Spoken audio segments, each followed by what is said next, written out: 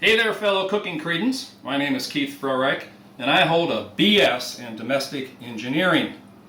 Now, since cooking is an important part of a domestic engineer guy's weekly duties, I thought I'd share some of the tips that I've learned over the years on the job. First, dress for success. Notice this. It's called a chef's hat. Engineer guys are not chefs, they are cooks. Chefs are graduates of the Culinary Institute of America, otherwise known as the CIA, not the Clandestine Institute of America. Chefs can also swear in French. So, chuck the chef's hat. But you need a bandana. Color is optional. And if your wife is particularly fond of that pirate look, you might want to keep an eye patch handy. Next, you need a splatter guard, commonly known as an apron. Use it, unless you were never planning to wear that shirt again. Now, for guys with all thumbs, the strings are usually long enough that you can wrap them around and tie them in front.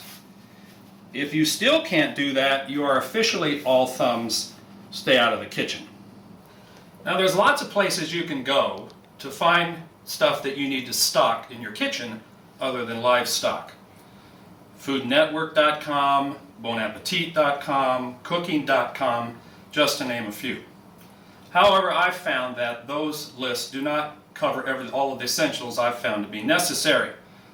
Like the tool belt. Not just any tool belt. You need a double-fisted tool belt. One side for the kitchen tools, the other side for the other household tools. And yes, this is a plunger, because you never know when you'll have a potty emergency and you have to plunge right in. Other essential items would be broom and dustpan for the broken glass, paper towels for the spills, duct tape, because you'll find some use for it, trust me. A mop for the really big spills. Band-aids for the cuts. Burn salve for the burns. Fire extinguisher for grease fires. Really important, a good meat tenderizer. With the cost of beef now these days requiring a second mortgage, you're going to have to use tougher cuts of beef, something the consistency of roadkill. And when you're finished with this, you can use it to take out drywall in that room remodel.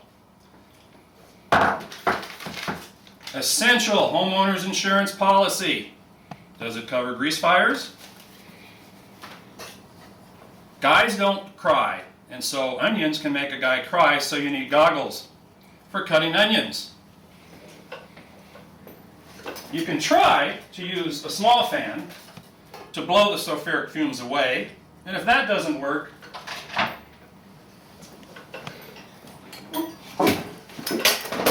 make a mess and get a bigger fan, because guys really do like to be overblown. You will find these and other occasionally useful tips in my new book, Guy's Guide to Domestic Engineering, now available on Amazon.com and BarnesandNoble.com.